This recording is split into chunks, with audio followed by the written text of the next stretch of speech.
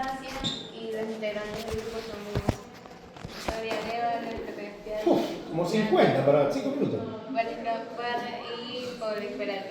Bueno, No, doctor, hay mucho sobre eritrocitos, así que no sé si... bueno, a ver, igual ya hablamos la vez pasada de eritrocito, pero vamos a refrescar y ganamos tiempo. Ya, no les voy a tirar abajo la esta. Vamos. Los eritrocitos también son conocidos como glóbulos rojos y entre sus funciones están que transportan hemoglobina, que su función principal es transportar oxígeno desde los pulmones hasta los tejidos, a los tejidos. Y en los animales la hemoglobina circula como una proteína libre en los líquidos circulatorios y no está contenida en los eritrocitos. Cuando está libre en el plasma humano, alrededor del 3% se filtra en la membrana capilar hacia el espacio alveolar, tisular, o a través de la membrana glomerular del riñón hacia el filtrado glomerular, cada vez que la sangre pasa por los capilares. Y bueno, otra de las propiedades es que contiene una gran cantidad de anhidrasa carbónica, que es una enzima que cataliza la reacción reversible del dióxido de carbono y el agua para formar ácido carbónico y aumentando así la velocidad de la reacción varios miles de veces. Y la rapidez de esta reacción hace que el agua de la sangre transporte enormes cantidades de CO2 en forma de un bicarbonato desde los tejidos a los pulmones. ¿Sí está bien? La rapidez de acción Donde hace se que el convierte en agua... CO2 y se expulsa a la atmósfera como producto de desecho del organismo, que es de las principales funciones de la sangre. Y como otro dato, la hemoglobina de las células es un excelente amortiguador ácido básico. Bueno. No te entendí la parte que dice el CO2 se transporta con bicarbonato. O se junta con agua.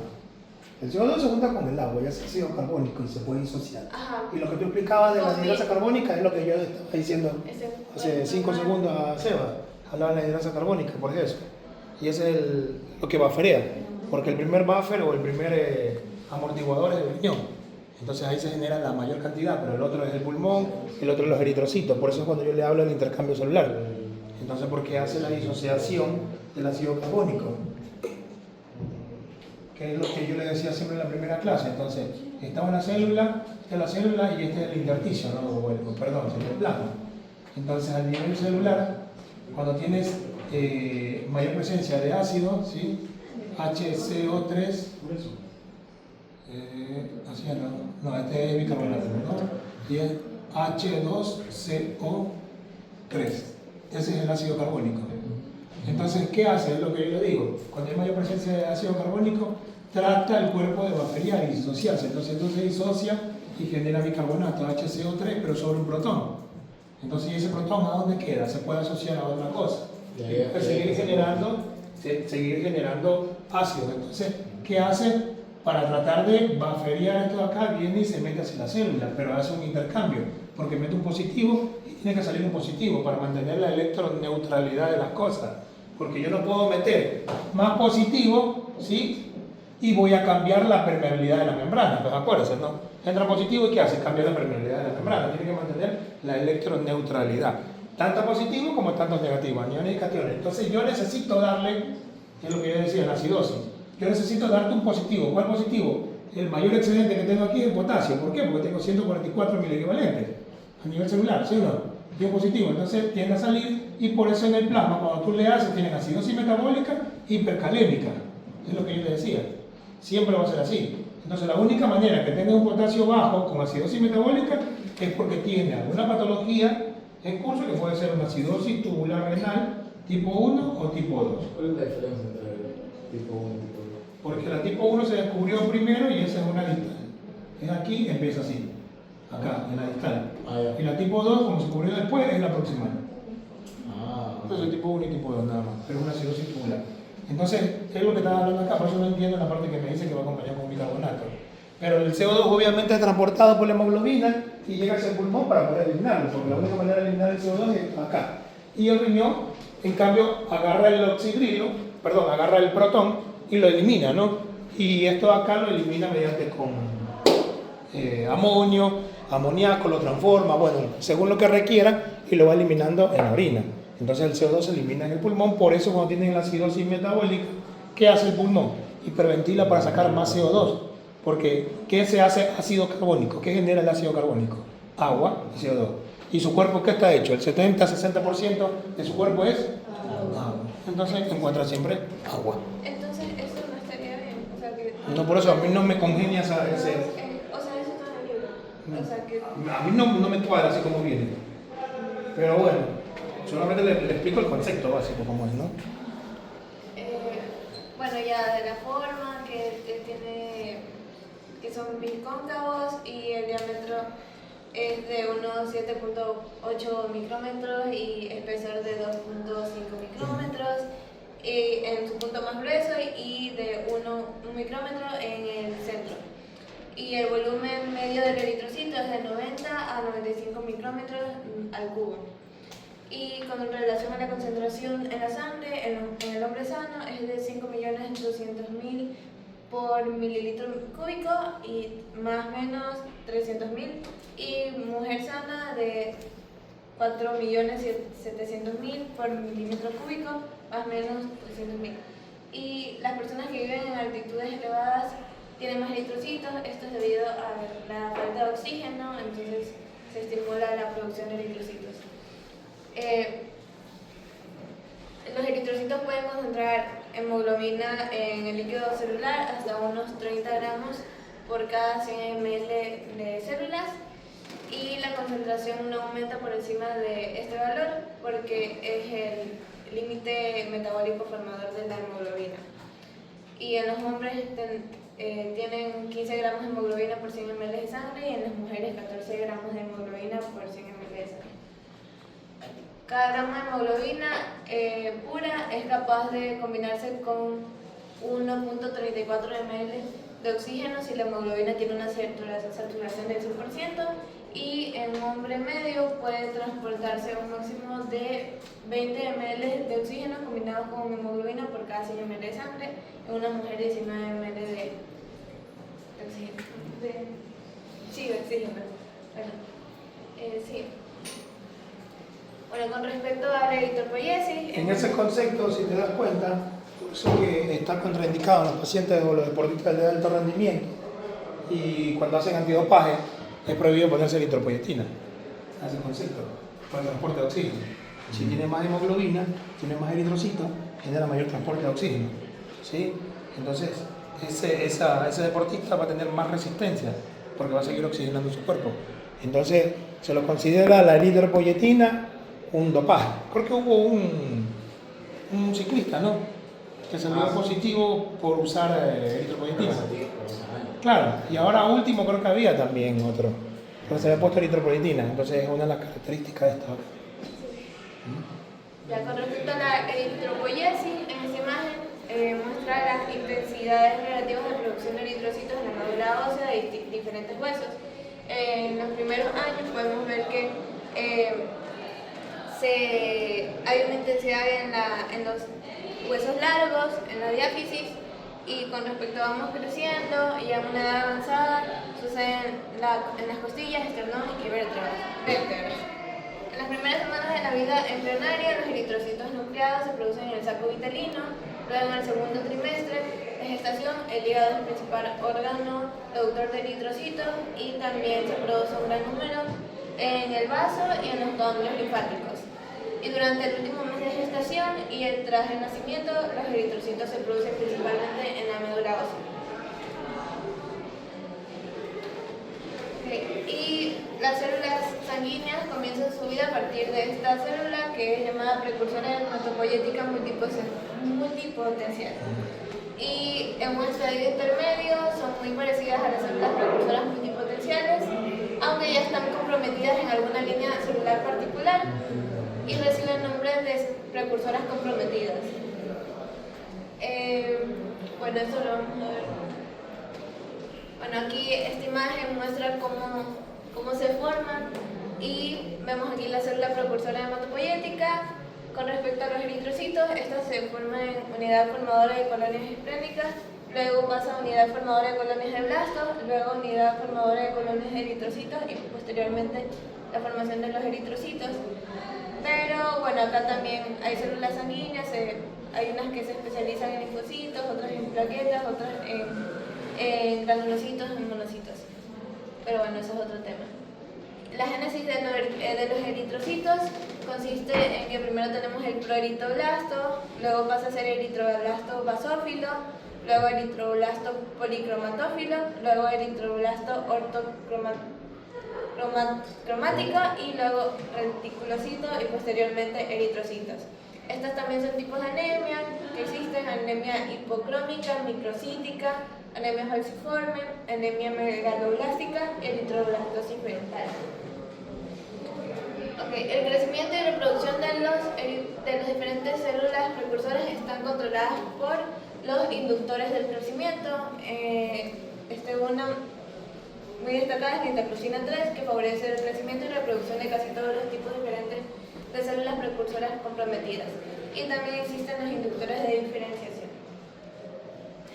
Bueno, la hemoglobina aparece en la etapa de eritrocitos policromatófilos y las células se llenan de hemoglobina hasta una concentración de alrededor del 34%. El núcleo se condensa hasta un tamaño pequeño y su resto final se absorbe y expulsa de la célula al mismo tiempo que se reabsorbe el retículo endoplástico.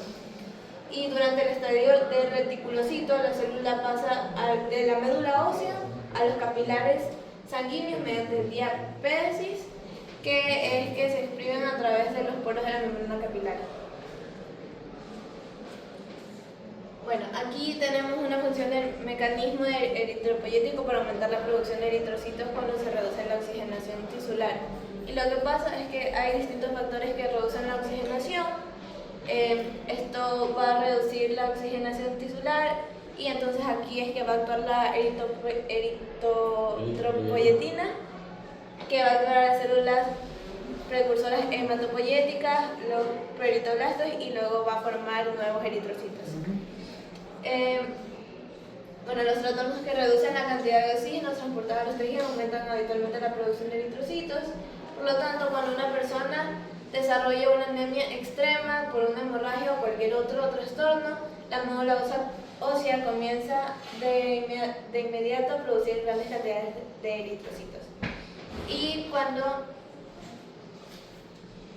hay una destrucción de porciones importantes de la médula ósea, por ejemplo un tratamiento de rayos X, se provoca una hiperplasia de la médula ósea en un intento de suplir las necesidades de eritrocitos.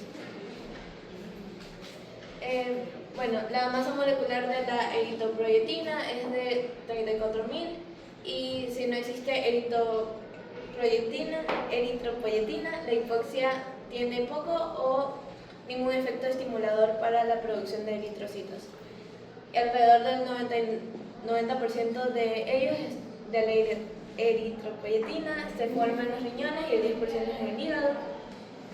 Y la principal función, como dije, es producir los proeritoblastos y luego ahí los eritrocitos. Sí, igual hay una sustancia que se llama los IF, factor inducido de hipoxia, que se produce en los pacientes que tienen hipo por un estímulo, ¿no? Como dice enfermedad pulmonar. Cuando hay un estímulo bajo oxígeno, produce estos factores de los IF. Y se ve también en pacientes que, a pesar de que tienen falla renal, como se dice aquí, pues el 90%, a pesar de eso, ¿cómo le va? Bueno, sigue produciendo grandes cantidades de eritropoyetina, sobre todo, y no tienen anemia. Entonces tienen 15, 16 de hemoglobina. Y esos pacientes muchas veces hay que mandarlos a donar, a pesar de que están en terapia sustitutiva renal. Entonces ahí es un factor. No, dijeron que no estaba funcionando. Sí, que no va funcionando. Todo está así. Si no digo que sí funciona, entonces ahí sí. Sí. Todos salimos por Porque estamos así, desde el lunes. ¿Desde el lunes están así? ¿Sí? Yo recién entré hoy. Pues desde el lunes. Todos los cursos están así. Sí. Ya. Solo funcionan del fondo. Ya no. No pasa nada. Sí, por eso estamos a la puerta de hoy. Entonces, los factores inducidos de la hipoxia, todo esto de acá. A ver, la población de los eritrocitos necesitan vitamina B12, cianocobalamina y ácido fólico. Sí, obviamente. Siempre los pacientes que tienen diabetes y usan metformina hay que dosarle vitamina B y ácido fólico, pero para dosarle es caro, le mando a tomar. La anemia megalolástica era Por deficiencia deficiencia de esto, de los factores del complejo B y ácido fólico. Entonces acuérdense que el complejo B viene B1, B6, B12 y el ácido fólico es el B9, entonces le mandas esto y el tipo ya disminuye la anemia. Y lo de la anemia por esta deficiencia puede ser los pacientes, ya les expliqué la vez pasada, los listos, los pacientes que tienen hepatopatía o los pacientes que consumen diabéticos y consumen metformina, porque tienen la absorción a nivel intestinal y compiten con eso no absorbiendo vitamina B y eliminándose por la misma. Entonces hacen anemia megaloblástica y tienes que darle tratamiento con esto. Por eso a sus abuelitos, mamá, papá o alguien que usa metformina, y si tienen anemia o carencia de deficiencia, es producto de la metformina, entonces tienen que mandarle a suplir esto acá. ¿Estamos? A diferencia de lo del hierro, que ya lo hablé también la vez pasada, lo del hierro que daba la anemia hipocrómica microcítica y obviamente se ve el tamaño a nivel celular, ¿no? La célula está pequeña y está pálida como se veía en el dibujo. Entonces tiene que tener las tres patitas de la mesa, por decirlo así, eritropoyetina, complejo B, ácido fólico que viene incluido ahí y tiene que tener hierro para poder formar los glóbulos rojos. Entonces, si no se forman bien, entonces ya eso lo manda el hematólogo, no me lo digan a mí, y tiene que tener algún trastorno o hematológico o alguna enfermedad autoinmune que esté generando destrucción de los glóbulos rojos. Cuando no se absorbe bien el hierro en el intestino delgado. Eso también puede tener un trastorno de mala absorción. Claro, por eso, no puede ser un trastorno de mala absorción. Claro, por ejemplo, los pacientes ahorita que tenemos de los bypass gástricos, que le mandan a tomar hierro, zinc, vitamina B, ácido fólico, la vitamina D, calcio, magnesio, le mandan a tomar un montón de cosas porque hacen un síndrome de mala absorción porque cortan una porción del estómago. Claro. Entonces entran en ese estado. Y estos pacientes, por eso que tienen fractura de las uñas, se les cae el cabello, entonces tienen todas estas patologías porque tienen que suplir estas necesidades. O porque sencillamente tienen alguna patología intestinal autoinmune que tiene que ser estudiado, obviamente, porque no está absorbiendo bien. ¿Se acuerdan que yo les contaba, no sé si a ustedes les dije, que yo tenía 2 o 3 pacientes que me sale copy-pega lo mismo, me sale deficiencia de vitamina D, ¿sí? Hiperparatiroidismo, porque la paratiroides hace un aumento de la paratormona por deficiencia de vitamina D. Entonces yo tengo que subir la vitamina D para que la paratormona baje, pero en este paciente, como estaba así al revés, tenía anemia que no mejoraba y era una anemia ferropénica. Entonces tenía deficiencia de hierro y tenía deficiencia de vitamina D, pero era tanta deficiencia de vitamina D y ya estaba así hace un montón de tiempo que la paratormona se estimuló. Entonces yo le hago corregir para ver si mejora y baja la paratormona, porque esa es la causante de la litiasis de ellos. ¿Y qué se si la paratormona no baja? No baja, entonces es un hiperpara primario, es porque tiene un tumor o algo que está generando que secrete mucha presencia de paratormona y ese es el causante de los cálculos. Pero entonces yo le busco y le encuentro otra enfermedad sumada porque a mí me consulta por cálculo. Claro. Entonces yo comienzo a buscarle otra cosa rara. Ya tengo 2, 3 personas y exclusivamente son mujeres en edad joven. Entonces para mí tienen algún trastorno digestivo que no permite la absorción tanto de la vitamina D y la del hierro. Y por eso siempre están anémicas con deficiencia de vitamina D y un hiperparatiroidismo. Pero bueno, eso es otra cosa. Entonces anemia perniciosa, falla de maduración de las causas de deficiencia de ácido fólico, bla bla bla. Eso ya lo vimos. Formación de la hemoglobina, creo que ya lo habló, ¿no? ¿O no? Eso es lo del error.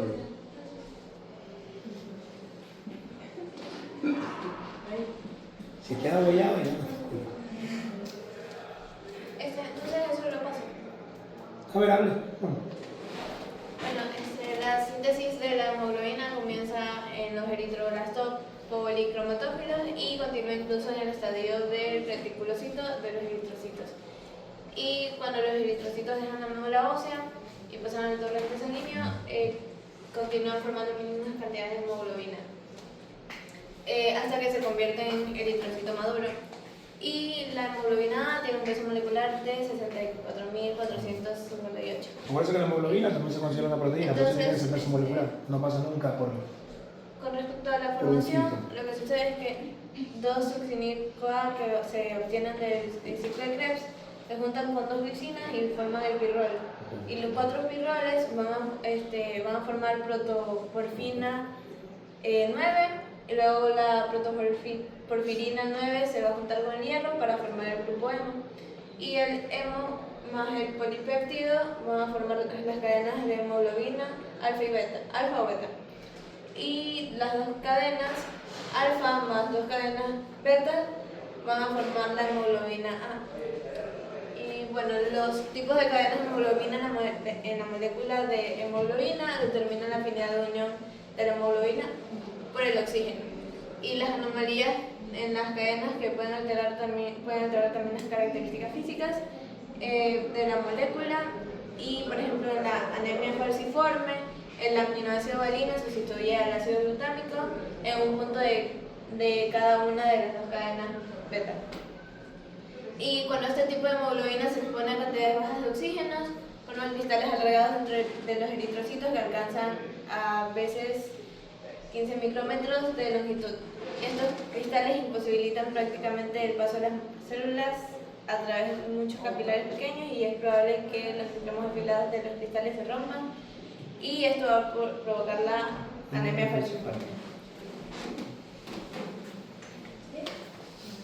En cuanto a las alteraciones fisiológicas del eritrocito, pues para saber las bases de las anemias, bueno, como mencionó mi amiga, bueno, no lo voy a mencionar, es lo que menciona, características del eritrocito.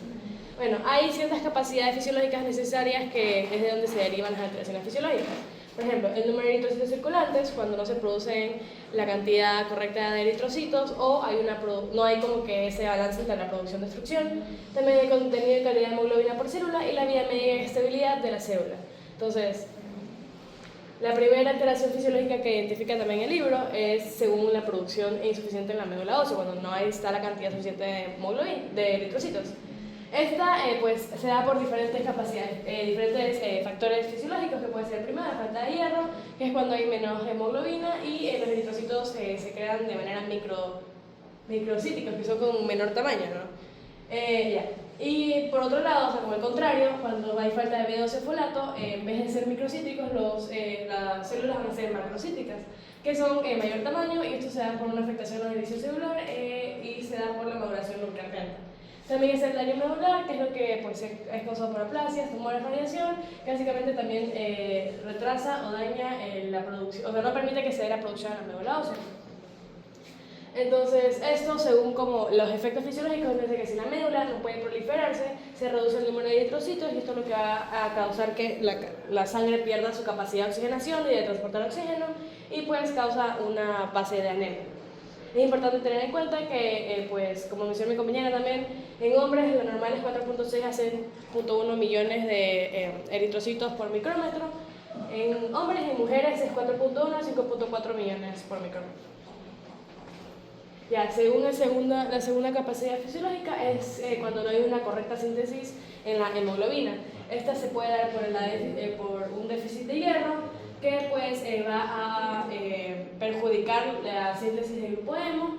También se puede dar por la alteración de síntesis de globina, que son las talasemias, que esto se da por las cadenas de globinas que van a ser insuficientes o anormales, y pues esto va a ocasionar que no haya suficiente cantidad de eritrocitos, y que si tienen poca hemoglobina o una hemoglobina normal no van a transportar bien el oxígeno, y eso es lo que ocasiona la anemia funcional. También la hemoglobina, que es estructuralmente anormal, como las anemias de células falciformes, la hemoglobina procederá a cambiar su forma estructural en cuanto pase por el proceso de desoxigenación. Esa es la tercera. La tercera alteración fisiológica derivada de la pérdida de sangre cuando hay hemorragia. Esto se da por alteraciones en la membrana, que es lo que causa los esferocitos, que es la fragilidad osmótica. También se puede dar por defectos en enzimas proteicas, que se da mayormente mencionada en la G6PD, que es cuando no se puede neutralizar el estrés oxidativo y causa la hemólisis. También otra enzima que se menciona es la PK. O sea, la glucosa 6-fosfato de deshidrogenasa, ¿no? La 6PD, Sí. Sí. No, me pregunto porque no sé si sabes. Y ahí la pirulatocinasa, que es cuando se disminuye. Ese es el antiguo favismo que se lo llamaba a los niños, que no pueden comer garbanzo, lentejas, no le pueden dar Bactrim, metronidazol y un montón de sustancias, y tú como sabías, cuando le daban garbanzo y lentejas no mejoraba. Entonces los niños nacieron con una deficiencia de glucosa 6-fosfato de deshidrogenasa, más conocido antiguamente como el famoso favismo. Entonces, esa es la característica. ¿Y cómo la diagnosticaba? Porque le daba de comer lentejas, garbanzo, y te dabas cuenta que el niño no mejoraba, o le daba de tomar Bactrim, el famoso clotrimoxazol, que es el cimetoprim su cimetoprazol, y no mejoraba. Entonces, cuando te detectan esto, te mandan a suspender ciertos alimentos y que el nombre son los principales. Entonces, sobre todo los granos secos. Bueno, cualquiera de estas causas fisiológicas lo que va a causar es disminuir la vida media del eritrocito, o sea, menos de 120 días, que es lo normal. Ya. Y el vaso y el sistema fagocítico van a eliminar los eritrocitos más rápido de lo que se van a producir, o sea, no va a existir este balance. Esto ocasionará una anemia hemolítica. Aquí están como que todas las causas, las alteraciones fisiológicas y las anemias que podrían estar causando. Como mencioné, cuando está la deficiencia de hierro, pues es anemia ferropénica, que es como decía, los eritrocitos con menor tamaño. Los eritrocitos con menor tamaño, que son los microcíticos, o sea, menor transporte de oxígeno. También cuando hay una disminución en la vitamina B12 o el folato, está la anemia megaloblástica, o sea, eritrocitos que son macrocíticos de mayor tamaño. Igual con el daño de la médula o disminución en eritropoyetina, que es la anemia plástica, o por insuficiencia renal, que también disminuye la producción de eritrocitos. Y así cada anemia con su alteración fisiológica y pues la característica. Está resumido con el estómago. Y a pesar de eso, igual va a sacar mal. ¿Qué? Y a pesar de eso, igual saca mal. Bueno, ahora vamos a hablar acerca del metabolismo del hierro. Es importante saber que la cantidad total de hierro en el organismo es de 4 a 5 gramos. El 65% de esto está en forma de la hemoglobina, el 4% en forma de mioglobina, el 1% en compuestos de hemo que favorecen en la oxidación intracelular, el 0.1% combinado con la proteína transferrina en el plasma sanguíneo y el 15 al 30% se almacena en el sistema retículo endotelial y en las células del parénquima hepático, sobre todo en forma de ferritina. El hierro viene de los alimentos que consumimos, pero tiene que ser transportado. Entonces, primero comienza con la absorción del hierro. Esto inicia con la ingesta de alimentos ricos en hierro, como son las hortalizas, las lentejas y las carnes. El hierro va a ser absorbido por el intestino delgado y el hígado va a secretar apotransferrina en la bilis, la cual va a ir hacia el duodeno por medio de la vía biliar. La apotransferrina se va a unir al hierro libre y va a formar la molécula de transferrina, la cual va a ser absorbida por pinocitosis en las células epiteliales y luego va a ser liberada como transferrina plasmática en los capilares sanguíneos. El hierro luego se va a unir débilmente a la transferrina y es así como va a poderse secretar en las células tisulares de cualquier tejido del cuerpo humano.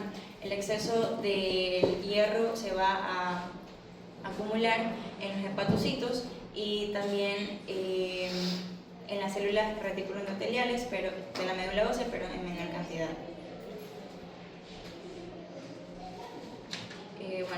También es importante saber la cantidad que perdemos a diario de hierro. Un varón excreta de unos 0,6 miligramos al día, sobre todo mediante las heces. También se pierden cantidades adicionales de hierro cuando se produce una hemorragia, y en una mujer la pérdida menstrual adicional de sangre lleva a las pérdidas a largo plazo de hierro a una media de 1,3 miligramos al día. En cuanto al recambio eritrocitario, este es un proceso fisiológico continuo y que nos ayuda al transporte adecuado del oxígeno y también a la regulación de la homeostasis sanguínea. Los eritrocitos son células anucleadas y altamente especializadas que van a tener una vida media de 120 días en la circulación. También poseen una membrana elástica que les permite atravesar los capilares y también poseen enzimas citoplasmáticas que van a permitir mantener la flexibilidad de la membrana celular, mantener el transporte de iones en la membrana, también mantienen el hierro y la hemoglobina en la forma ferrosa en lugar de la férrica y también impiden la oxidación de las proteínas en los eritrocitos, además de que permiten el metabolismo de la glucosa y también crean pequeñas cantidades de ATP. La hemólisis fisiológica sucede principalmente en el vaso. En esto va a hacer que los eritrocitos envejecidos se expriman en la pulpa roja esplénica, cuyos espacios son significativamente menores en comparación al diámetro de los eritrocitos. Esta es fagocitada por los macrófagos en muchas partes del cuerpo, pero sobre todo en las células de Kupffer del hígado y en los macrófagos del vaso y de la médula ósea.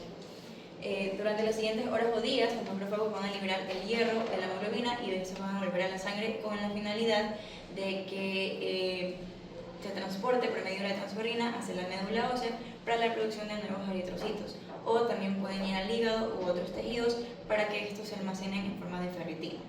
La porción porfirina de la molécula de hemoglobina es convertida por los macrófagos por medio de una serie de pasos a un pigmento biliar de bilirrubina, que se va a liberar a la sangre y luego se va a liberar del organismo mediante secreción hepática a la bilis. Está lindo ese dibujo, ¿no? Eso es lo que habla solamente de los dos tipos de anemias hemolíticas, por los anticuerpos y por complemento. Y en cuanto a la regulación y reciclaje del hierro, este constituye un eje central en la homeostasis eritrocitaria. Aproximadamente 65% del hierro corporal se usa para la formación de hemoglobina, y la mayor parte de la eritropoiesis proviene del reciclaje, más que de la absorción intestinal, que es lo que le expliqué al principio. El hierro liberado tras la destrucción eritrocitaria se une en la transferencia plasmática y ahí va a transportarlo hacia la médula ósea para la síntesis de una nueva hemoglobina, o hacia el hígado, donde se va a almacenar en forma de ferritina o hemosiderina.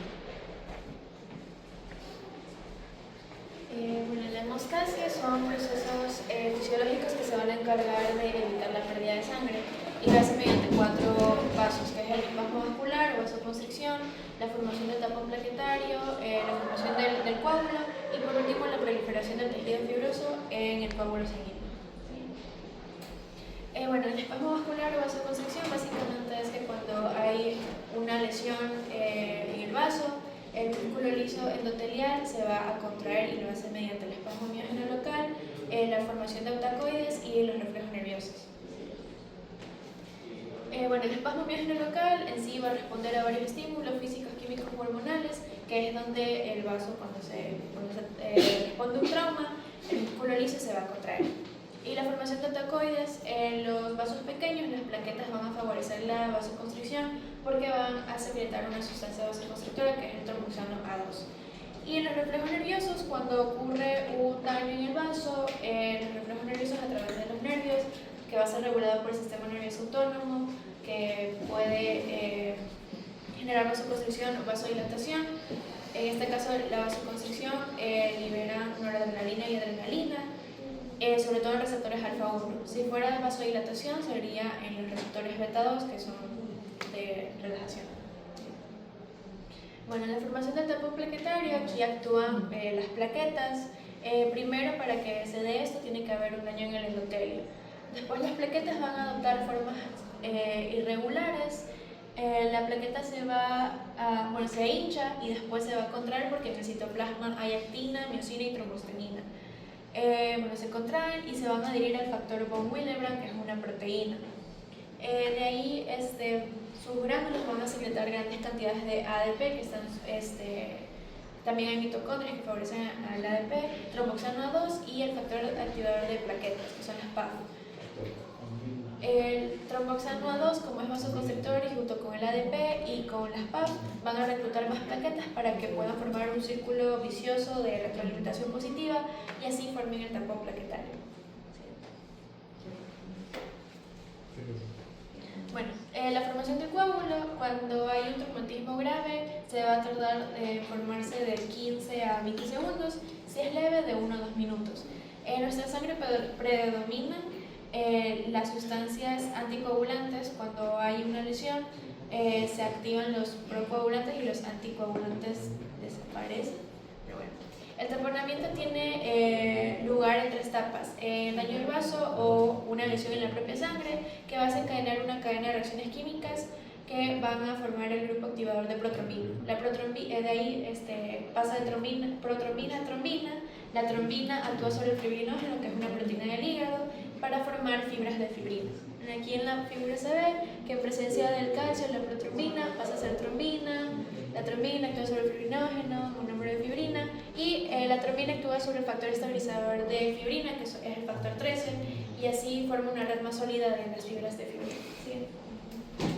Bueno,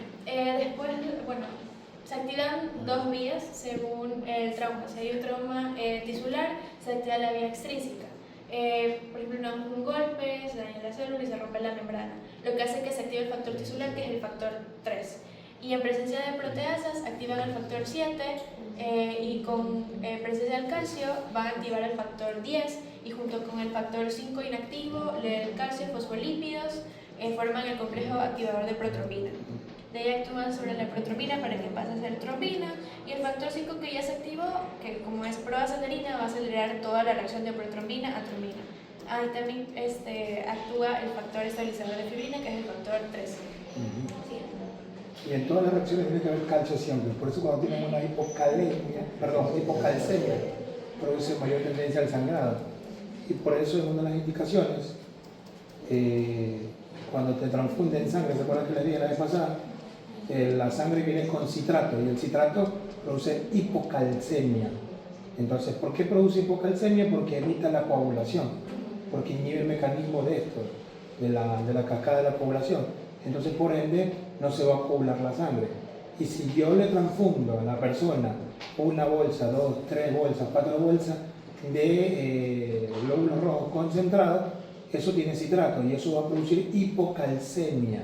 Sí, al producir hipocalcemia va a tener todas las reacciones de hipocalcemia, alteraciones eléctricas, va a haber tetania, alteraciones en el coágulo.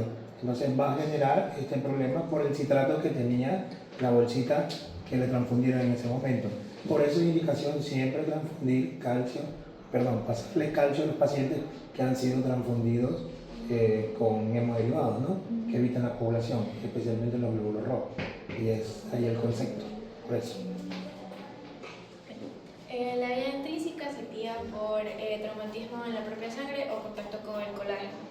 Aquí se va a activar el factor 12, que activa el factor 11, que activa el factor 9, en presencia del factor 8, el factor 3, que es el factor tisular, y fosfolípidos se activan al factor 10. Y ahí es donde va a activar al complejo activador de protrombina. Y ahí se hace el mismo proceso. Sí.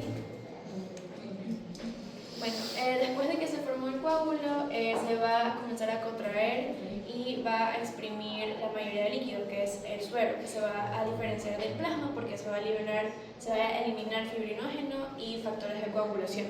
Y lo hace dentro de 20 a 60 minutos. La retracción ocurre porque hay interacción entre las hebras de fibrina y los pseudópodos de las plaquetas. Y lo que va a quedar es una masa estabilizada de plaquetas que se va a encargar de prevenir futuras pérdidas de sangre.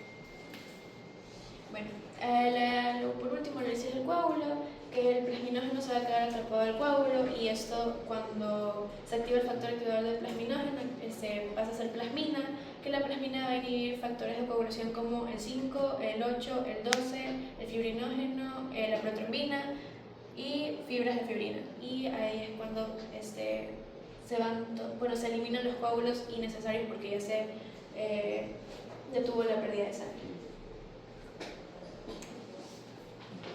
Bueno, la interpretación fisiológica de un hemograma es, un hemograma básicamente es un examen de sangre que nos ayuda como que a determinar los tipos de anemia, o prevenirlos con tiempo. En este vamos a tener como que la serie del hemograma, vamos a tener la serie roja, blanca y plaquetaria. La roja va a ser de los glóbulos rojos, que es la que ayuda al transporte de oxígeno.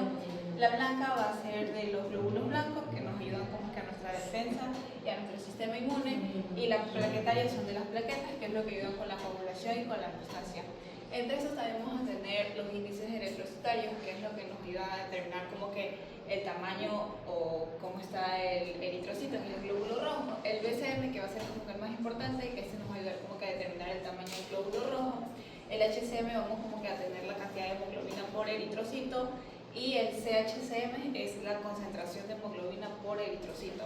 Y bueno, el W va como que a la variabilidad del tamaño del eritrocito, como va variando el tamaño de este.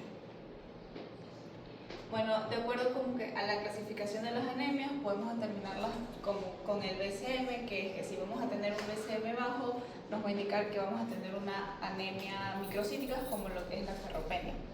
Un BCM normal va a ser una anemia normocítica y el BCM alto va a ser una anemia macrocítica, que es como que la anemia que causa la deficiencia del B12 o folato.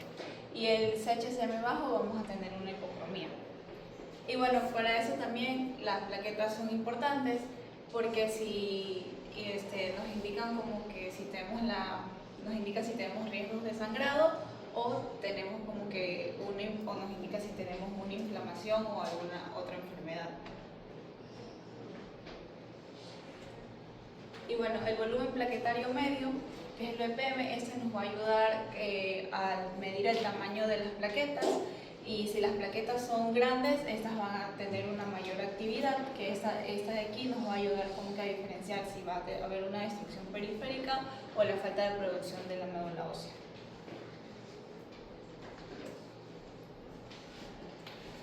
Es una posición corta. Usted me dijo que la razón. Bueno, ya había hablado en la parte de tromboxano. Se dan cuenta de cuando usamos AINES, actúan en este mecanismo, porque uno de los mecanismos del tromboxano, ¿a dónde disminuye el proceso inflamatorio? Entonces, cuando se dan cuenta y leen todo lo de los antiinflamatorios no esteroides, actúan en ese mecanismo, ¿no? Entonces, inhiben el mecanismo de la comunicación y por eso produce el proceso inflamatorio.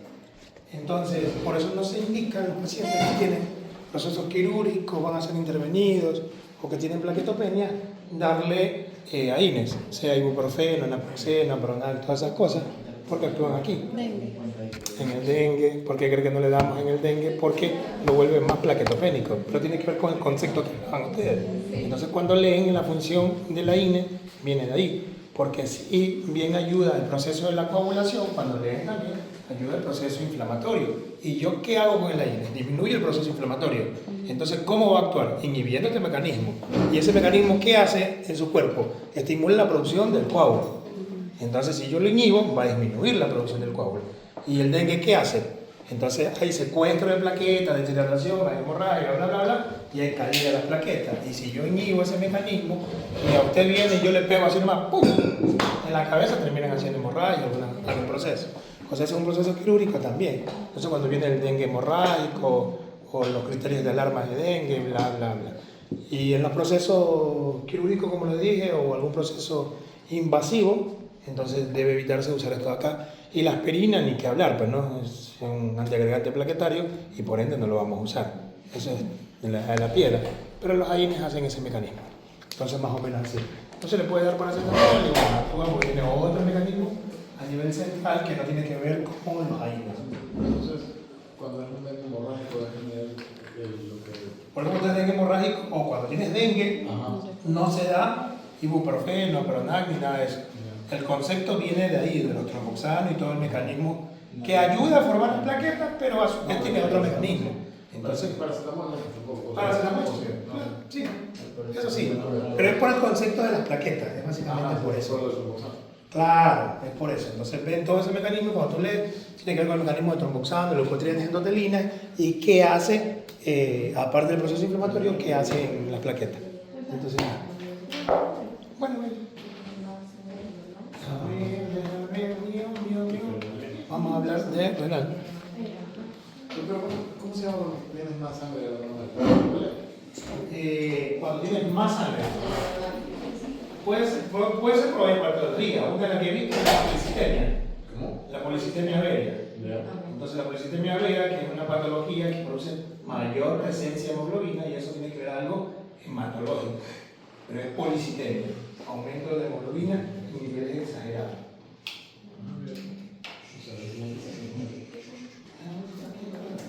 No te pregunto. ¿Quién tenía hemoglobina? La que tenía más sangre. Yo sabía que un primo tenía más sangre de lo normal y le dio dengue, pero en los estudios nunca se vio una baja de la plaqueta. Pero bueno, no todo es como dice el libro. Claro. Pero si tú le das y quieres experimentar, dale ibuprofeno. Dale ibuprofeno. Claro,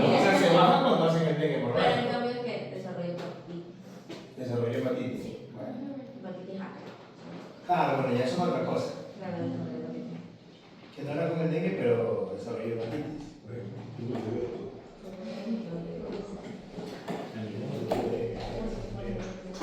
Le subió 40 la fiebre. No me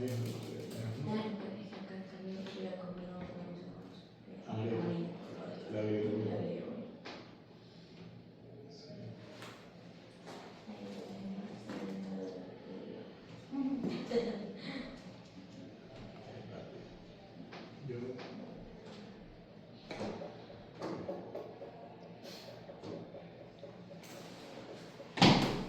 Bueno, un tiempo avanzamos, ¿no? Entonces, toca ver el tema de filtrado, como yo les dije, le iba a hablar de esto de acá. Y vamos a hablar un popurrí de todo un poquitico.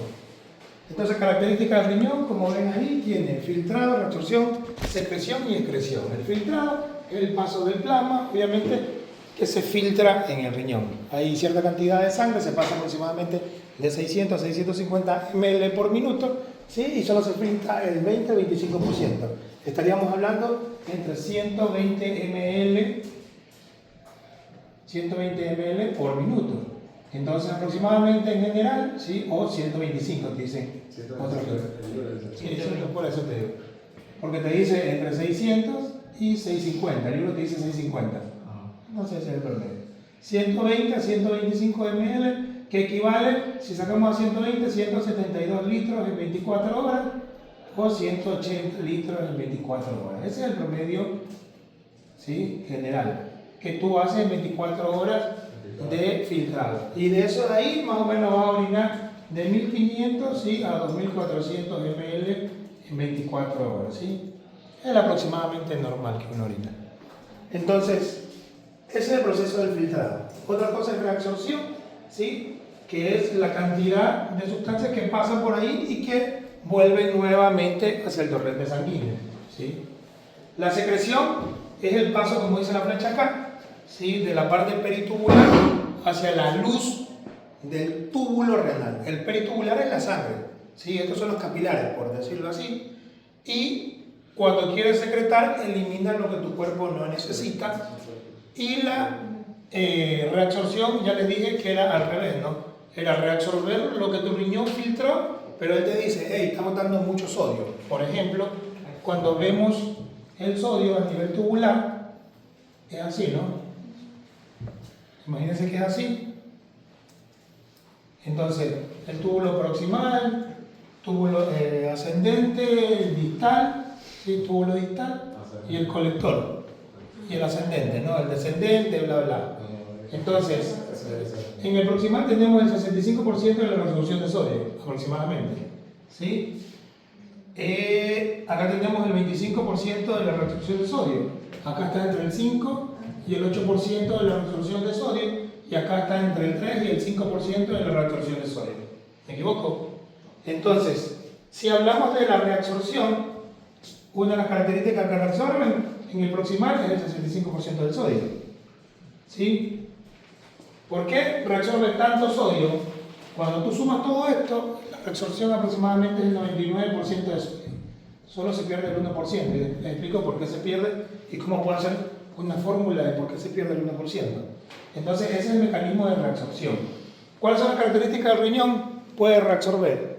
¿Qué reabsorbe? Que yo siempre digo, ¿qué reabsorbe y qué excreta? Fácil. Sodio, reabsorbe sodio, bicarbonato y agua. ¿Sí? Sodio, bicarbonato, calcio y agua, obviamente, pero el agua siempre la va a reabsorber o eliminar según las necesidades del cuerpo. Pero los electrolitos, sodio, calcio y bicarbonato. ¿Sí? Y los que elimina, ¿sí? Lo que excreta, la urea sí, siempre la elimina o la puede reabsorber y ya te explico por qué. No, es otra cosa. Electrolitos, potasio, ¿sí? Protón y fósforo. Lo que se elimina, se secreta y se excreta, ¿sí? Porque una cosa es secreción y otra la excreción. La secreción es lo que pasa del peri hacia la luz y la excreción, como dice acá, es lo que ya eliminas totalmente en la orina. ¿Sí? Son dos cosas distintas. Entonces, estos son los 4 pasos característicos del riñón. Y ¿por qué reabsorbemos sodio, por ejemplo, que es el electrolito principal y es que controla la osmolaridad de nuestro cuerpo? Porque desde el inicio de la evolución del ser humano y del Homo sapiens, homínidos y bla bla, todos los que tenemos en evolución antes de nosotros, antiguamente eran cazadores. ¿Qué comían? Animales. Entonces no había el salero, como yo siempre digo, no había la sal, y tú no le decías, hey, páseme, mesero, la sal, que quiero comerme un bife, ¿sí? Un pedazo de muslo, qué sé yo, un pedazo de costilla. Sencillamente se tragaban o comían la carne que encontraban, que cazaban, así es. Y en la célula muscular, interiormente, en la célula que tenemos más potasio y poco sodio, ¿sí o no? Entonces, en cambio en el plasma era al revés. Entonces yo que como demasiado potasio, porque estoy comiendo células, estoy comiendo músculo, ¿sí o no? Entonces como demasiado potasio. ¿Qué hizo el riñón? Evolucionó tanto que dijo, yo tengo un exceso. ¿Y cuál es? El potasio. Entonces yo tengo que adaptarme a ese y eliminarlo. Pero lo que no tengo es sodio. ¿Por qué? Porque las cantidades de sodio son ínfimas a nivel celular. Entonces, ¿qué tengo que hacer? Reabsorberlo. Y por eso la evolución del riñón fue así. ¿Qué les dije? Absorbo sodio y elimino potasio. ¿Sí o no? Entonces te dice, ¿por qué absorbe bicarbonato? Cuando uno come músculo, ¿qué genera? Protón. ¿Qué come? Sustancias nitrogenadas, ¿sí? Sustancias ácidas. Y al consumir sustancias ácidas, ¿sí? Que esas dietas keto y todo eso, ¿por qué creen que vienen? ¿Ah? Entonces, ¿qué hacemos? Consumimos sustancias o consumimos protones. ¿Y yo qué le dije? Elimina protones, pero reabsorbe bicarbonato. Entonces, como tenían a la tendencia de hacer acidosis metabólica, ¿qué hacía? Tiende a eliminar entonces un protón y reabsorbo todo lo poco que me queda de bicarbonato y puedo regenerar y reconstituirlo. Ahora sí, para poder mantener un equilibrio. Pues nosotros cuando nos decidimos solamente a comer nada más carne, vamos a generar acidosis metabólica. Sí, esa es una de las características que puede generar acidosis metabólica cuando el paciente no tiene una dieta adecuada, porque consume muchos protones. O cuando no comen carne, es el típico que está todo desnutrido y tiene alcalosis metabólica. Y la alcalosis es más peligroso que la acidosis. El cuerpo está adaptado a la acidosis. ¿Por qué? Por lo que le estoy explicando. Porque en la evolución del ser humano comía más carne. Entonces se adaptó más a la acidosis, pero no es normal. Entonces él tiene que vapear y tenía que eliminar el protón. ¿Y dónde lo eliminaba? Con la orina, con el intercambio celular. Lo hacía así. ¿Entiendes? Entonces, por eso hacía ese mecanismo. Pero la alcalosis no estaba adaptado. Porque no comían vegetales, comían animales. Entonces ahora que te pones vegetariano, que no comes nada, que te pones flaquito, entonces haces alcalosis metabólica y tu cuerpo no está adaptado a eso. Por eso yo no he visto pacientes que tengan una alcalosis de 30, 30 y pico y estén como el pavo, ¿no? Les pasa de todo. Pero la acidosis metabólica, yo siempre les digo que vi un paraguayo una vez con el decúbito playero, ¿no? Estaba así acostado el tipo y yo pensé que estaba en la bolsa roja. ¿Se acuerdan que les contaba? Y el tipo no estaba en la bolsa roja. No sé, ponle Don Luis, acá no. Por eso los paraguayos tienen un acento raro. Acá no, y imagínate, 8 bicarbonato era para que tuvieran la bolsa roja. Pero el tipo no. ¿Por qué? Porque su cuerpo se ha adaptado a eso. La evolución histórica. ¿No se recuerda un paciente que está con acidosis metabólica y anúrico? ¿O no se puede? Si tiene acidosis metabólica y anúrico. O sea, sí, porque no puede... Claro, no puede orinar. Ajá, claro. Pero ¿por qué está anúrico? Tiene que ver la causa. Pero, o sea, no sé cómo se regularía, porque igual por la orina... No, pero es que tiene que ver el contexto clínico. Si el paciente no orina, ¿cuál es la causa? Y si tiene acidosis metabólica, ¿cuál es la causa? Puede ser que sea una falla renal, la principal, o está anúrico. Entonces hace falla renal y retiene más protones, y como hace falla renal no regenera, ni reconstituye, ni reabsorbe bicarbonato. Entonces produce acidosis metabólica. Entonces lo que tú tienes que hacer a ese paciente es que trate de orinar, pero si no orina porque es un renal crónico, porque tiene alguna otra patología que no permite que orine, entonces tú tienes que hacer la reposición del bicarbonato o tratar la causa o el agente causal que te llevó a eso. O sea, en contexto clínico, ¿de qué hay que verlo? A ver, entonces estábamos en la reabsorción, ¿no? Entonces, ya le expliqué los protones y ya le expliqué lo del bicarbonato y bueno, el calcio igual, ¿no? Entonces necesitamos calcio para hacer todos estos mecanismos, como vieron, para la contracción muscular, bla, bla, bla, bla. Y el fósforo lo elimina porque el fósforo queda el calcio, aumenta el hiperparatiroidismo y produce mayores alteraciones. Siempre hay que mantener un equilibrio porque también si tenemos potasio muy bajo, ¿qué hace? Produce alteraciones eléctricas, eso es normal, ¿no? Estos son los mecanismos que hace tu cuerpo para mantener y regular, que lo hace el riñón. Y la excreción, como ya les dije, es básicamente la eliminación total en la orina. ¿Cómo actúa esto? Básicamente en el dibujo encontramos arteriola aferente y arteriola eferente. La arteriola aferente es donde ingresa toda la sangre, ¿sí? Aquí entra la sangre y acá básicamente sale. Siempre van a ver el dibujo clásico. Ese es el típico dibujo clásico del riñón y de las presiones del riñón. Entonces, ¿cuánto tiene? ¿Se acuerdan que en la primera clase yo hablaba de presión hidrostática y presión oncótica? Bueno, aquí actúa. El riñón filtra o uno orina, ustedes orinan por presión. Si cae la presión, cae el filtrado. Simple. Entonces, la presión hidrostática del capilar glomerular, esto es el capilar glomerular y esta es la cápsula de Bowman, ¿sí? Entonces, esta es la arteriola eferente y esta es la arteriola eferente. Ese es el dato. Sí, así es. Entonces, la presión hidrostática del capilar glomerular es 60. ¿Y la presión hidrostática qué hace? Empuja. Empuja. Empuja. Entonces, presión hidrostática, presión hacia las paredes, ¿no? La presión oncótica del capilar glomerular, ¿de cuánto es? 32 milímetros de mercurio. ¿Quién da las presiones? La oncótica. ¿Quién las da? Proteínas. Muy bien, especialmente la albúmina, que es la proteína. Entonces está dado todo acá. Pero la cápsula de Bowman también tiene presión. ¿Sí? La presión oncótica, ¿cuál es? La que atrae, la que chupa y que no dejo que se me vaya, la tengo aquí. ¿Estamos? Entonces la presión oncótica es la opuesta a la hidrostática, ¿no? ¿Estamos? Sí. Ahí estamos. La hidrostática sea así y La hidrostática en los líquidos, empuja. ¿Pero cuando usted ha visto un vaso que se le chupa cuando le pone agua? No, pues no. Agarra una bolsita y ponga el agua. ¿Qué hace la bolsa?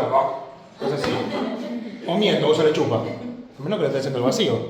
No tiene lógica, ¿no? Bueno, estamos bien con la lógica. ¿Sí? Esto es solamente de lógica, chicos, ¿no? Entonces vamos a lo mismo. Presión hidrostática de la cápsula de Bowman. No, mi amor, 18. Porque si hay líquido, hay orina, entonces si hay presión, empuja. Y la presión oncótica de la cápsula de Bowman, 0, con confianza, 0. ¿Por qué? Porque se supone que no hay proteínas, que en realidad el riñón sí deja pasar ciertas proteínas, pero después en una porción del túbulo actúa en un cotransportador porque van juntitos los dos, ¿no? Que se llama aminoácido glucosa, perdón, aminoácido sodio. Entonces aminoácidos aparecen que son las proteínas, ¿no? Chupa las proteínas que tiene, que se escapan por ahí y las trata de retener. Pero eso es otra cosa, no nos metamos ahí. Entonces, pero básicamente la cantidad es tan insignificante que bota las proteínas que se interpretan en cero. Entonces, hace lo mismo. La hidrostática acá, de la cápsula, presión hacia las paredes, ¿no? Entonces, ¿cuáles son las flechas que se suman hacia la misma dirección? Esta y esta. Van hacia el mismo lugar. Entonces, esa es una fórmula de X, ¿verdad? ¿me escuchan? Entonces, esta es la hidrostática de la cápsula de Bowman, ¿no? Pero se opone con la hidrostática del capilar. Entonces yo tengo que ver cuál se asocia, cuál van juntas. Porque yo a ella la halo y si ella me empuja, entonces vamos corriendo los dos. Pero si ella me ala y yo la halo, entonces nos estamos oponiendo. Entonces si se oponen o hacemos lo contrario, en el caso de acá, mira, yo la empujaría y ella me empuja. Entonces yo no la mando ni para allá, ni ella me envía para acá. Se están chocando. Entonces yo tengo que buscar cuál me lleva. La que se llevan juntas es la oncótica de la cápsula más la hidrostática, perdón, del capilar glomerular más la hidrostática de la cápsula de Bowman. Entonces son 32 más 18, vamos 50, ¿no? Y la otra es al revés. La oncótica ya saben que es hacia adentro, ¿no?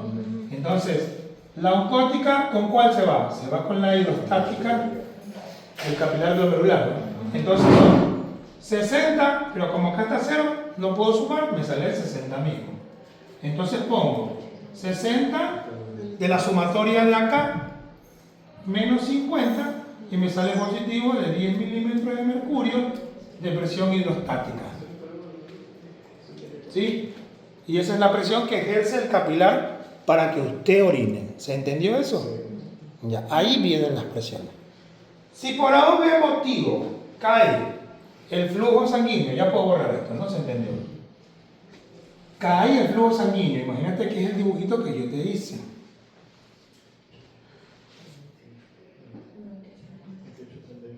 Este es el dibujito, ¿no?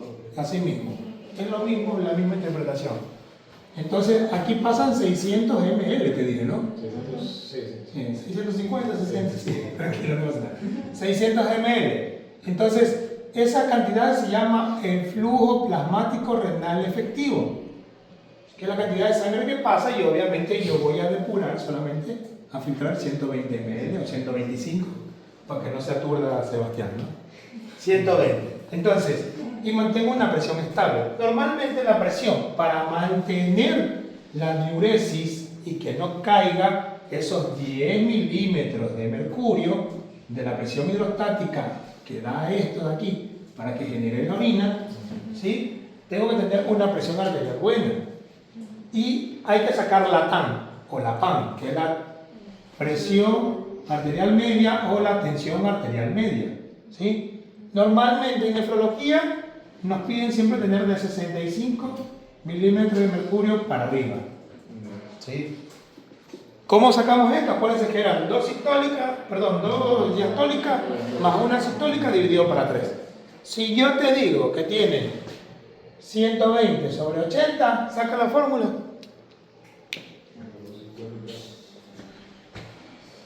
Vamos, son 160, 160, 120 dividido para 3.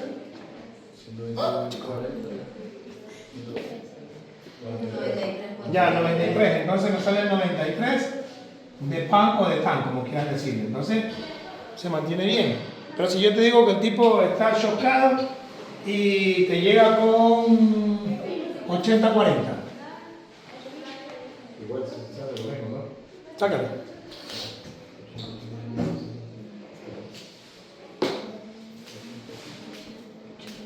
...40, 40, 80, 80, 160... ...dividido para 3...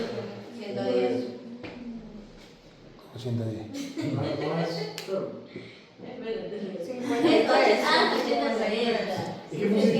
53. 53 de PAN o de TAN, que es lo mismo, ¿no? De tensión arterial media. Entonces, el tipo va a disminuir el ritmo diurético. Ahora en un rato, si tenemos tiempo, le hago en el fisio para que vean lo que explico. ¿Qué va a pasar? Entonces, el tipo va a entrar en anuria o va a entrar en disminución o va a bajar el ritmo diurético. Entonces, el tipo está entrando en falla renal. ¿Por qué? Porque disminuye la presión. ¿Y qué habrá pasado él? Un shock cardiogénico, un shock hipovolémico, le metieron 3 tiros, lo apuñalaron, está deshidratado, tiene una hemorragia digestiva, se fue a la procesión del grito consuelo, no tomó agua. Me pasó con un paciente, un compañero gastroenterólogo, un señor grandecito, se fue a Bolivia. Sí, tiene un antecedente de hipertensión, no es diabético, tiene una basal de 1,2 de creatinina y me aparece como con 6 de creatinina. Y yo, Dios mío, este tipo se quedó pegado. ¿Qué le pasó, doctor? Me fui a Bolivia a pasear, y me comí algo y me dio diarrea. Estuve una semana con diarrea. Entonces yo digo, Dios mío, ¿qué le pasó? Y se pegó. Y yo dije, no, porque cuando le veo tenía una creatinina propia de 6, no recuerdo bien, o 5, algo así, pero tenía una urea casi como de 170. Y yo dije, sonó. ¿Cuál es el valor de la creatinina? 1 para abajo. Y la urea aproximadamente 30-35 segundos. Si tiene más masa muscular o menos masa. Entonces, bueno, ¿qué pasó ahí? En contexto de que tuvo una depresión de volumen. Le trato de explicar eso. En un contexto clínico, un paciente real, ¿qué pasó esto? Porque tuvo diarrea, estuvo de viaje, le decía, pero ¿por qué no se da todo? Doctor, cada vez que yo tomaba algo, ¡bum!, volaba otra vez. Entonces, en un país que tú estás paseando, y él me decía eso. Y nos pasa, chicos, nos pasa. Nos pasa, imagínate que vos te vayas a pasear y te pase eso. Y tú dices, hoy voy a pasar pegado en la taza del baño.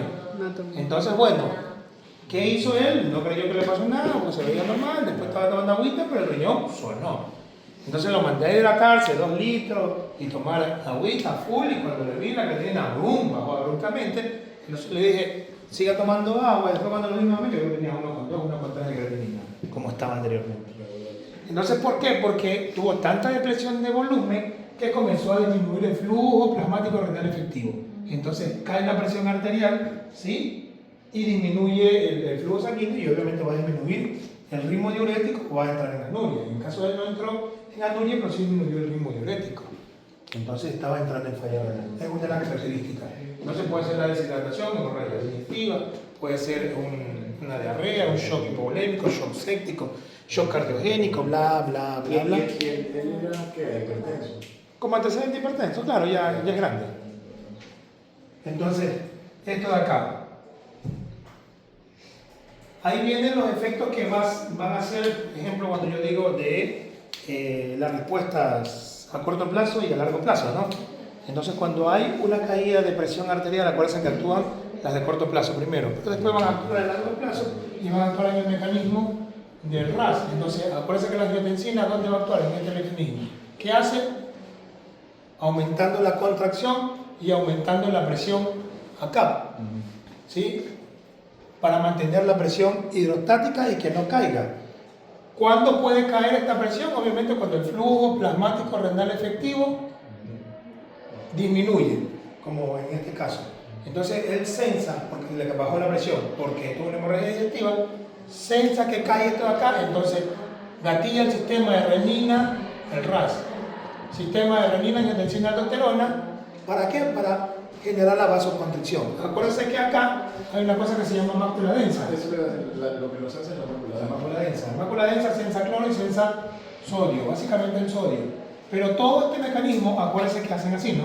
Sacando el glomérulo, hacen así, las arteriolas, ¿sí? Y tienen contacto, ¿no? Con la mácula densa, imagínense. Entonces viene la mácula densa, que hace aquí todo esto, que los dibujos son feos. Entonces pasa sodio, que son los niveles normales de sodio. La mácula densa siempre presenta sodio. Pero cuando cae el sodio, porque pasó algo, porque el tipo se deshidrató, porque le pasó algún evento, ¿no? Que ya lo explicamos. Entonces el riñón trata de mantener y chupa todo lo que le queda, todo el líquido, para disminuir el ritmo diurético, porque yo no te quiero dar volumen, pues. ¿Cómo yo voy a orinar 1500, 2000 si no tengo sangre, no tengo volumen y la presión cayó? Entonces el riñón trata de reabsorber todo. Y reabsorbe a nivel tubular todo esto, y el sodio, en vez de encontrarse abundante, se va a encontrar bajito. Entonces, al encontrarse bajito, la mácula le manda el gatillo y le dice, hey, el sodio bajó. Entonces, yo voy a gatillar a las juntas glomerulares a generar la renina. Y la renina va a gatillar el mecanismo, ¿no? Hacer todo el mecanismo del RAS, y el mecanismo del RAS va a hacer esto de acá, para tratar de contraer y mantener la presión hidrostática, ¿sí? Pero tienes que mejorar el volumen, que es lo que causó la deshidratación, la hemorragia digestiva, ¿verdad? Porque si no, va a entrar en necrosis tubular. ¿Sí? La necrosis tubular es el daño a nivel de la estructura del epitelio y produce una necrosis. Porque esto de acá, si bien tiene un dibujo, esto está conectado con vasitos. ¿Por qué? Porque irriga, esto no está en el aire, ¿no? Irriga el epitelio, el endotelio, y esto se llama el ribete en cepillo. Eso produce una necrosis, cae, y esa es la famosa necrosis tubular aguda, la famosa NTA por hipoflujo. ¿Qué se hace? Ya está necrosado. Entonces, claro, esa es la famosa NTA, es recontra común esto, lo ven siempre. Pero fisiológicamente es por esto, porque no mejoramos hemodinámicamente lo de acá, la gente causal. Entonces se le viene con diarrea, le viene con deshidratación, yo lo hidrato, ¿no? No lo voy a hiperhidratar tampoco, porque se va para el otro lado. Entonces, mejor esto de acá, porque genera la famosa NTA. Entonces yo tengo para sacar aproximadamente 16 a 18 horas de sacar a ese paciente de NTA, porque si no se instaura. Si un riñón joven generalmente mejora, actúa y responde. Porque la parte tubular proximal generan en los segmentos S1, S2 y S3 generan lesiones en parches, ¿sí? Como huecos. Entonces esa es la famosa necrosis tubular, lo daña todo y el ribete en cepillo cae. Y ese ribete, al entrar acá así, lo que hace es tapar los túbulos. Los tapa y el tipo entra en anuria. Y genera la necrosis. A diferencia de la necrosis tubular, o sería la necrosis tubular aguda, que esta es la isquémica. ¿Isquémica por qué? Por la necrosis, ¿no? ¿Sí? O la NTA tóxica. ¿sí? La tóxica es por medicamento o alguna sustancia que hizo que invadió las células tubulares y hay atrapamiento de la sustancia tóxica y daña el citoplasma celular y no permite la reabsorción a nivel tubular. O sea, otra cosa. Y el paciente orina, cuando es tóxico orina. Entonces tú vas y te llamas, mira, doctora Giorgia, este paciente hizo falla renal y está con vancomicina, colistin y meropenem. Entonces tú lo vas a ver y está orinando, orina como caballo, mira, como un campeón, te dicen. Entonces, no, pero hizo falla renal ¿desde cuándo? Hace como 2 días, pero no mejora, ya lo expandimos. Pero sigue orinando, ¿y sigue orinando? Sí, bueno, ya, esta es una NTA tóxica, no una NTA isquémica. ¿Por qué? Porque la tóxica es por inducción o por contaminación a nivel celular del agente causal, la vancomicina, el colistin, el meropenem o lo que le está dando. Porque el paciente, esa es la diferencia, si orina. Pero la isquémica no, porque hace necrosis tubular, ¿sí? Exactamente, y se tapa. Y el tipo de orinar, ¿está orinando? No, ya lo investigo, hasta furosemida no responde, hay que dializarlo. Y bueno, qué mantequilla. Entonces estos tipos generalmente te pueden responder a las 2 semanas, de 2 a 3 semanas, porque se revitaliza el endotelio, sería más o menos, de los túbulos y mejora. Y ahí después entra en la otra fase, poliúrica. Solo si no tenía un móvil. Generalmente sí, o cuando son procesos agudos, tú respondes. Entonces tú quitas, claro, le hacen diálisis para mejorar si no responde, pero no es que va a quedar pegado en diálisis, le hacen diálisis por el proceso de ahorita. Entonces va mejorando, mejora el proceso hemodinámico. Porque si hizo una isquémica, es porque el terapeuta estaba haciendo gastando, se la viendo, comiendo pancho, comiendo Coca-Cola, viendo televisión y el tipo con hipotensión. ¿Cuánto dice hipotensión? 80-40. ¿Sí? Y no le han puesto toda la adrenalina. O el tipo está hipoperfundido y tiene una hemoglobina de 8. Y está sangrando. Cuando te das cuenta, tiene chocolate aquí debajo. Hemorragia digestiva. Sí, chicos, es así. Entonces ustedes lo van a ver cuando lo mueven. ¿Por qué? Porque nadie lo mueve. Viene la enfermera, es aquí el baño polaco, por aquí, por acá, y no lo mueven, ¿no? Entonces cuando te das cuenta, tiene todo chocolate acá. ¿Y de qué es? Hemorragia digestiva. Pérdida de volumen, pérdida de sangre, y el tipo entra en un proceso de NTA. Es recontra común ver esos pacientes. Recontra común. Y es la causa principal de la falla renal. Parece algo raro, pero... Bueno, entonces, este contexto es nada más clínico. Si tú mejoras el agente causal, el tipo va a responder. Entonces, y tienes un promedio de 18, 16 horas de instauración. Yo me acuerdo la primera vez cuando estaba haciendo medicina interna y vi una NTA, ¿sí?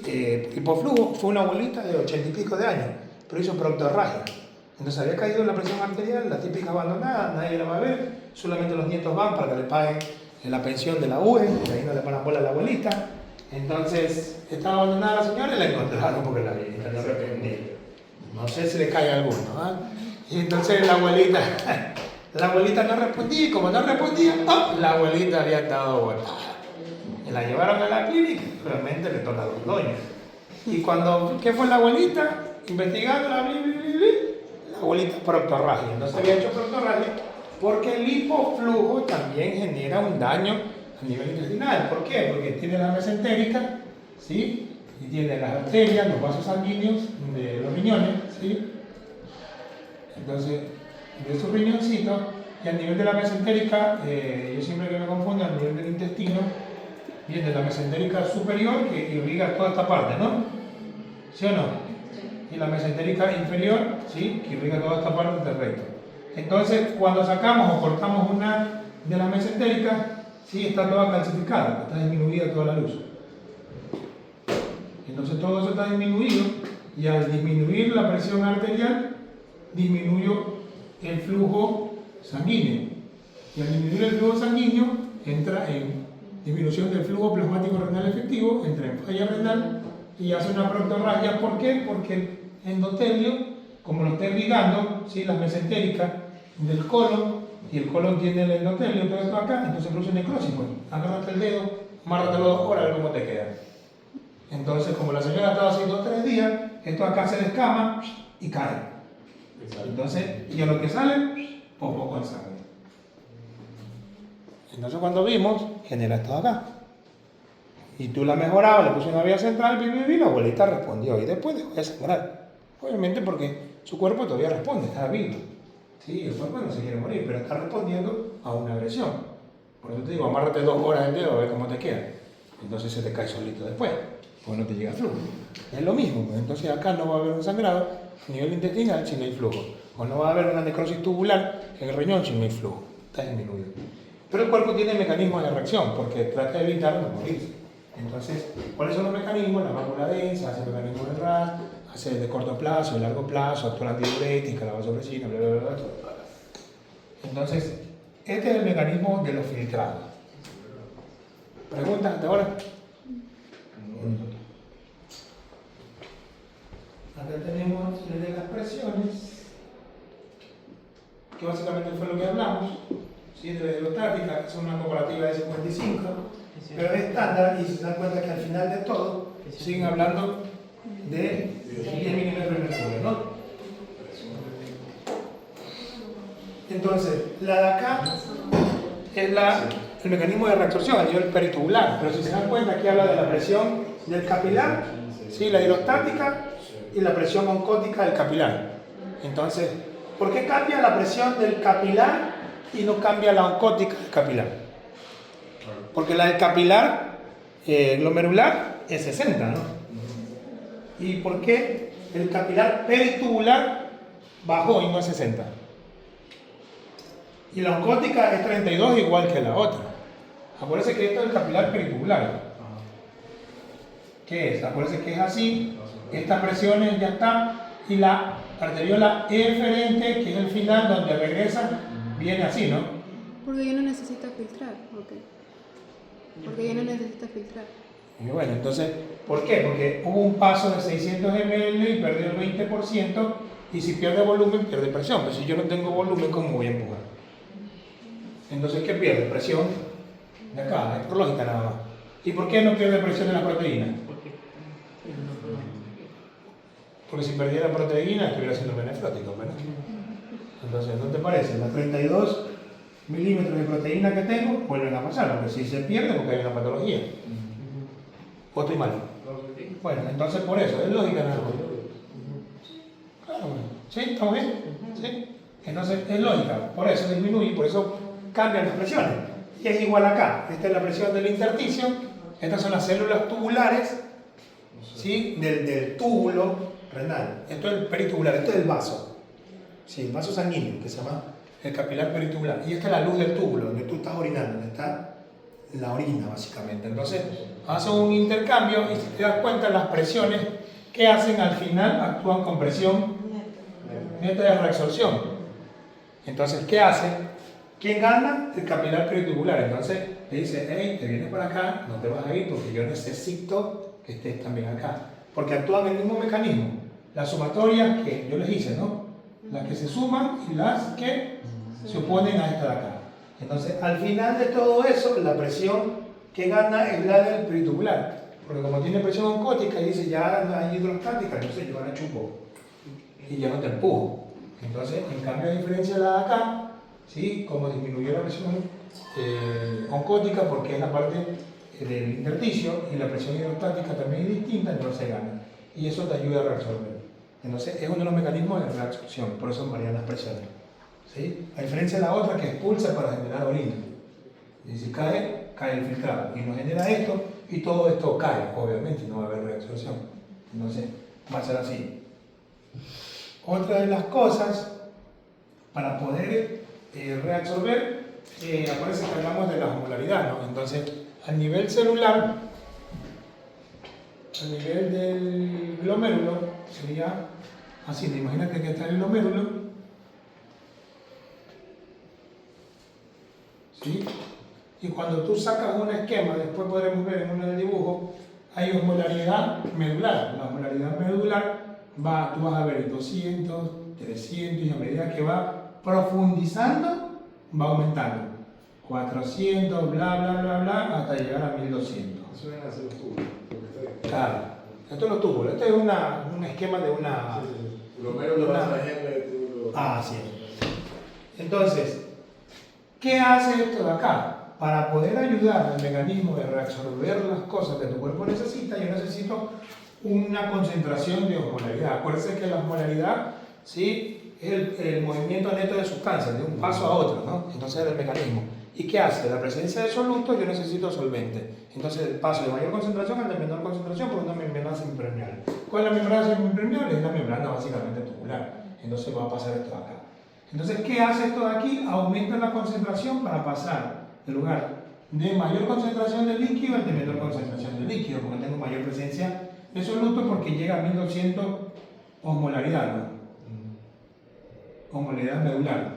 Entonces, eso lo que hace es ayudar a concentrar la médula.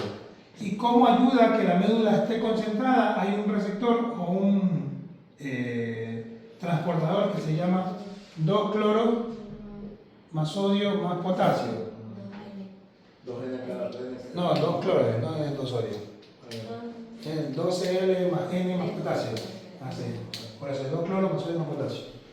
Entonces, ¿qué hace esto? ¿Sí? Esto de aquí lo que hace es ayudar a la concentración medular. Y aquí actúa inhibiendo el mecanismo de la furosemida. ¿Sí? ¿Es 2 sodio o es 2 cloro? Porque están dudando. Y eso también. ¿Cuál es? ¿2 sodio o 2 cloro? 2 cloro. ¿Sí o no? 2 cloro. No está dudando, se va a ver. ¿Qué dice? No quiere la sigla. Bueno.